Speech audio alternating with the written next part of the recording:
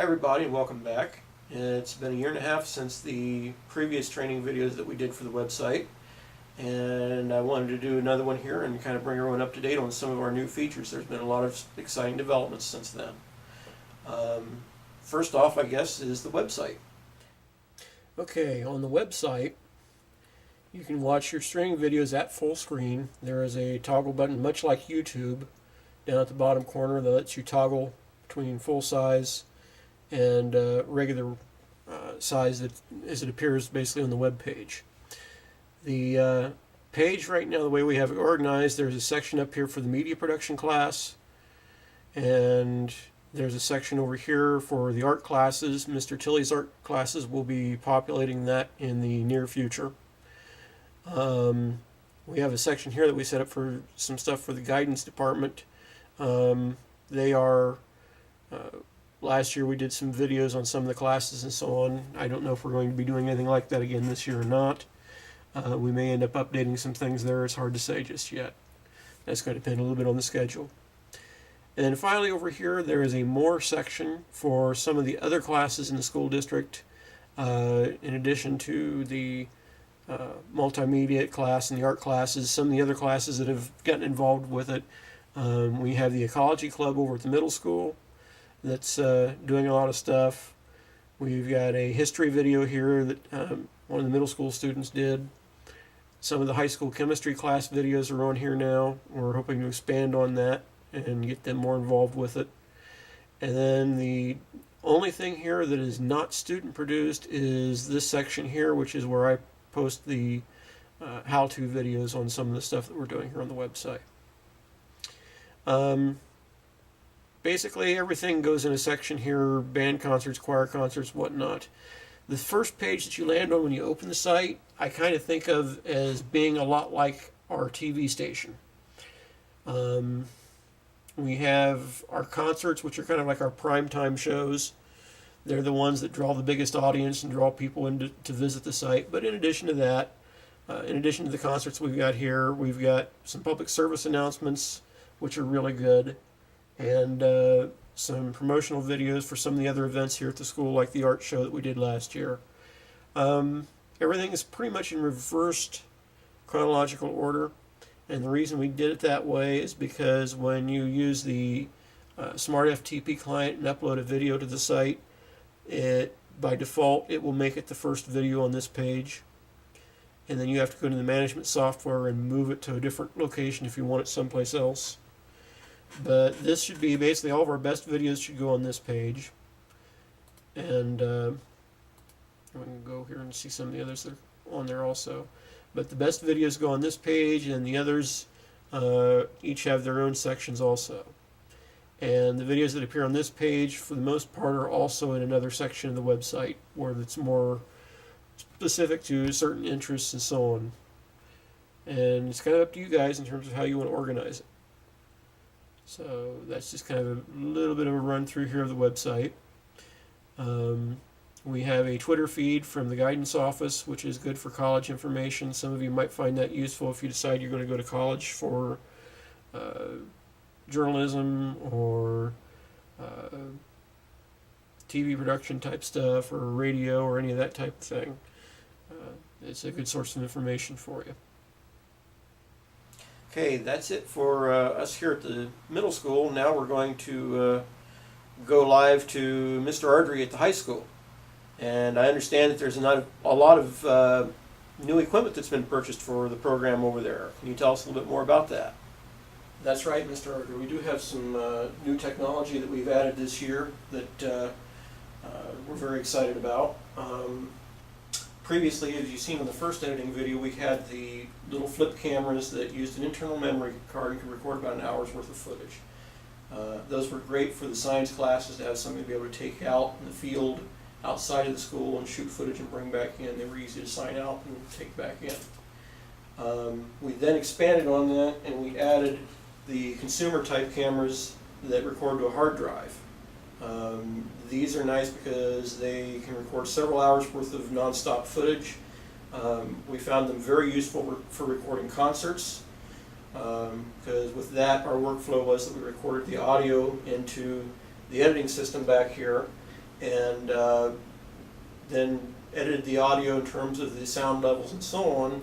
Then we exported that as stereo audio, imported it into our video editing project, synced it with the video that we shot with these cameras, and used that in order to create the concert videos that you've seen on the website so far.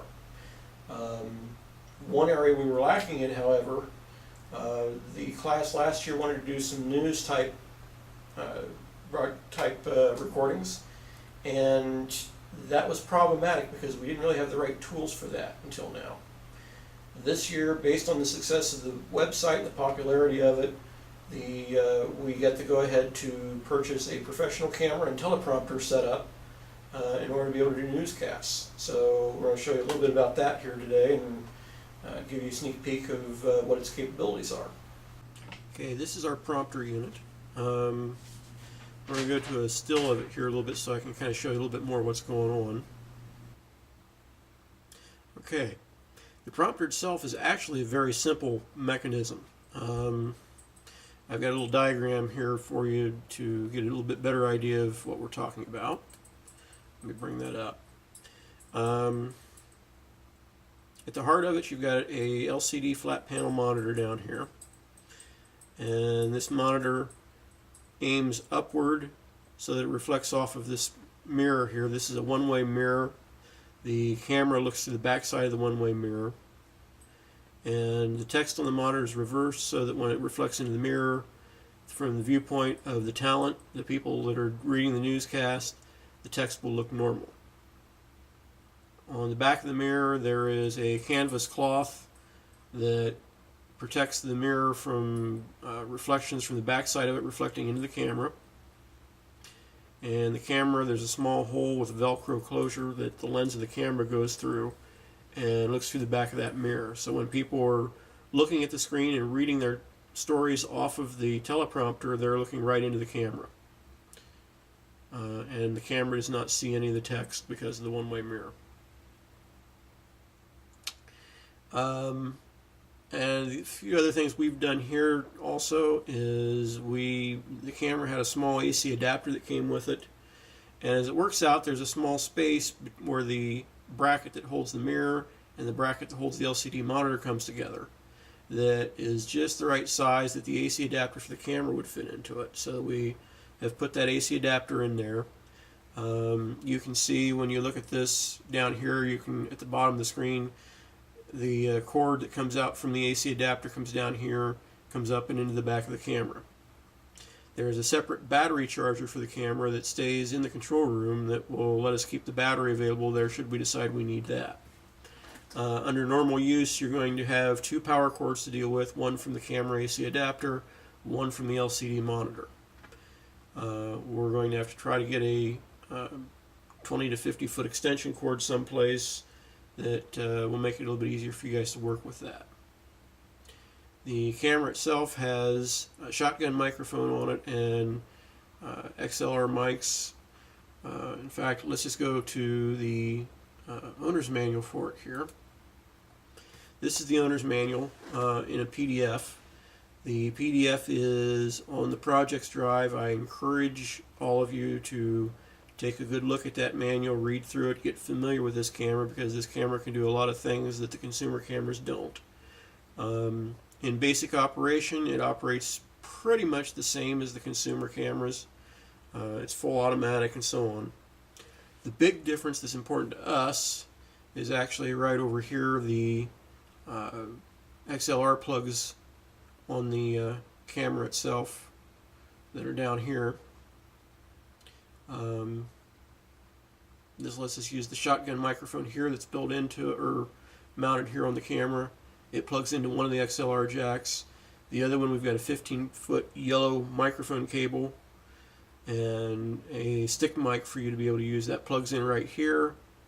And going back to that picture, you can see the yellow mic cable and the microphone that we've got laying here on the back of the teleprompter camera bracket right here.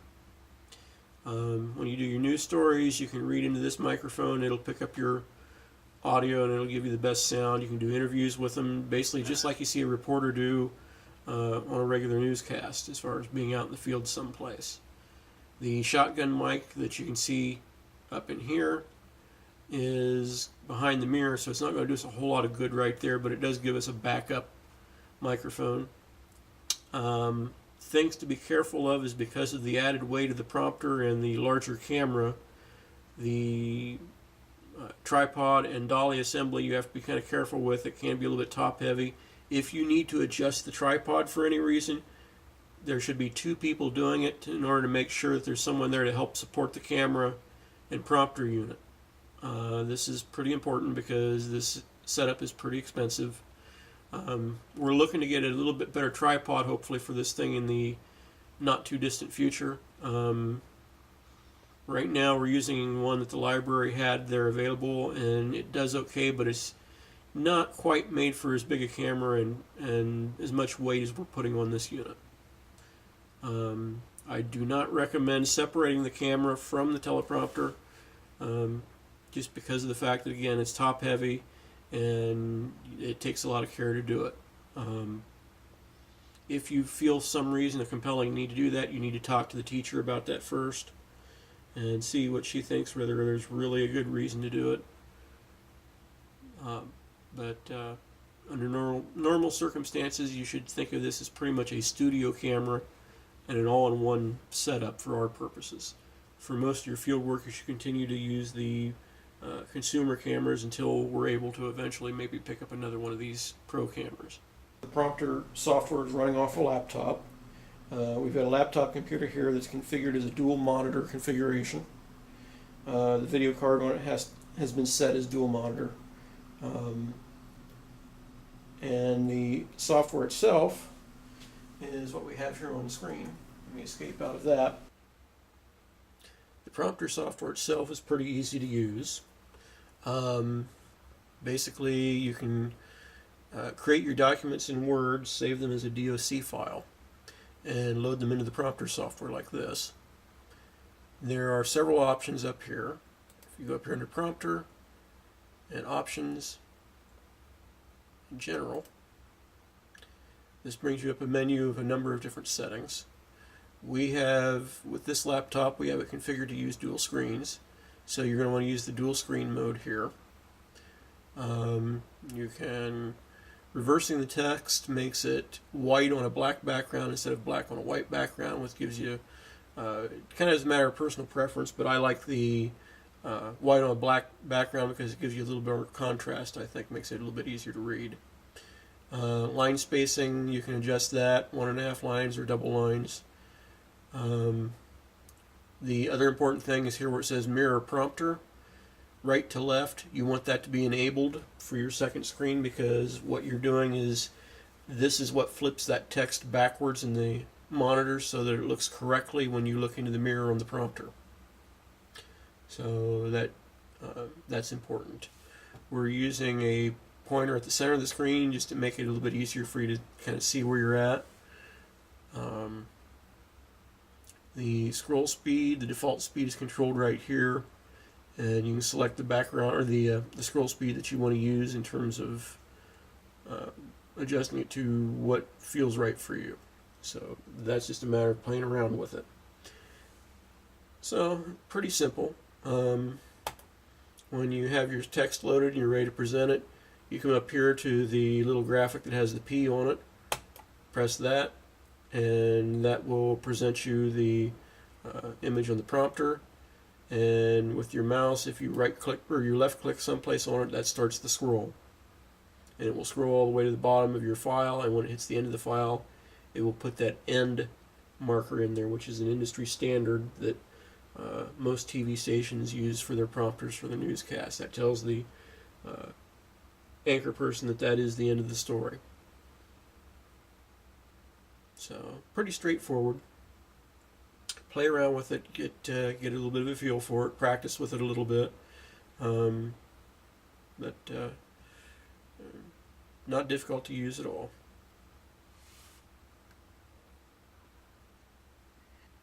Okay, I wanted to show you another little something here. Since we're doing a newscast, the big thing is we want to make it look like a newscast. One of the elements that you see a good bit in a newscast is the live shot where somebody's out in the field doing a report and so on. And I'll show you here how you can create the illusion of that.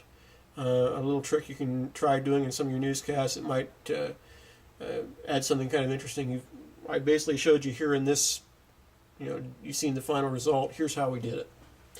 What you're going to do is you've got your video tracks arranged so that your first track, excuse me, is up here. And what the trick to it is that at the end of your toss that you're going to do, your news toss to the person in the field, which is in this case the picture here on the left, you say something as if you're talking to them live, and how's it going out there, or whatever. You usually start out with a question or something like that. But then the trick is that for a few seconds after that, you don't say anything and you just act like you're listening. You might do like a subtle nod or something like that. Just enough to create that illusion that you're listening to somebody. Now, at the same time, your second shot, which is going to be your fake remote shot, basically, you're going to do kind of the opposite. You're going to have that person is going to not say anything for about 5 seconds and stand there and act like they're listening to somebody in the conversation. And at that point, then they start talking. And what you do then is when you bring the shots together, you overlap them slightly. And you go in to where you're doing that overlap, and you go up here to motion, and we're going to take the scale, and we're going to scale it from 100% down to about 40. That gives us a nice about half-size box here to work with. And do the same thing with the other one, where we're going to have them overlap. And then the trick is you simply sync them up so that when the first person stops talking and is there just kind of nodding and so on, the second person, that's about the point where you want them to start talking.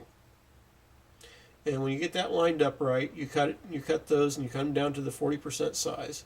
And then you put a graphic background behind it, which is in this case the blue and purple one here, which is one that I have. And then you might put some titles in over the box also, along with a locator down below each one to say where they're at. This is a great way to do a fake weather shot if you want to have, the weather guy out in the field saying, yeah, it's just beautiful out here, or we're out at this event, or whatever. It's a real good way to really give you that news feel to your program. It is an element you see in almost every newscast, so it kind of gets that into the viewer's mind that this is a newscast. Now, the other thing that I would say that you want to be sure and do a lot of, we'll scroll back here, and that is make sure that you do a lot of lower third stuff. And lower thirds, whenever a new person comes on camera, you want to give their name and a job title or whatever. You might do that same thing with locations. If somebody's out at Tri-Valley Stadium or whatever, you can put that locator on there and Tri-Valley Stadium, Dresden, Ohio, or something like that. That helps, again, to give you that authentic newscast feel to everything. One of the other things we've been getting a lot of questions about is the use of a green screen. As of right now, we don't have a green screen. It's something we're going to maybe try to get a little bit later in the year. I've been looking into that a little bit, trying to figure out the best way to provide you a solution for that. The question is that you need to think about is what do you want to do with the green screen? Newscasts don't use green screens very much other than for weather, in order to have their weather wall. And the thing that's tricky about that is you have to keep in mind that our green screen effect here we can only do in post-production. We don't have a live green screen capability, which means that for like a weather wall, for example, when the weather person goes up there and starts pointing to things on a weather map and doing this kind of a thing and saying it's going to be bad here, it's not going to be so bad there, and so on, you have to keep in mind that that's being done in a way that he can see. He has a monitor over here on this side of him, he has a monitor below the camera, and he has a monitor over on this side of him, so that as he's doing weather, he can see the composite video that has the weather map behind him and tell where he's pointing. That's something we don't have the capability to do at this point, which means if we were to do a green screen right here, I'd have no way of knowing where I'm pointing, what I'm pointing at, and so on. So it makes that effect a little hard for us to do just yet. There is a solution for it. There is a box that lets you do live streaming that would allow us to do that green screen type effect live, or live to tape in this case, so that you could see what you're actually pointing to and actually do a real weather wall type effect. Now, what you see mostly in the newscasts is an over-the-shoulder graphic shot. And what that involves is the person on camera is a little bit off-centered, kind of like what I am right now. You want to have them off-centered so that they're, the middle section of the screen doesn't cover them, and the upper middle section of the screen up here doesn't cover them, because this area is going to be filled in by a graphic. And I'm going to show you here how to do that. Okay, this effect works very similar to that toss that we did earlier, in the fact that you're going to put your second video clip over top of the first one, and you're going to go up here and you're going to adjust your size. In this case, we've scaled it down to 50%, and position gets changed. And remember, you can size and position on that clip, you can adjust either by dragging it down here like this, and you can see the numbers change over here when I do that. And then you can move the position around the screen. Those are the X and Y coordinates for it. But you can do that either way. So, very simple effect to achieve. Adds a lot of visual interest rather than having somebody standing in front of a plain block wall. Gives you a little something more to work with. And you can use pictures, you can use video. Either of those will work perfectly fine with this.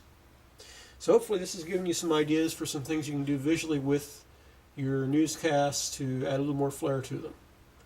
So use those, use lots of lower third graphics on it. Have a little fun with it.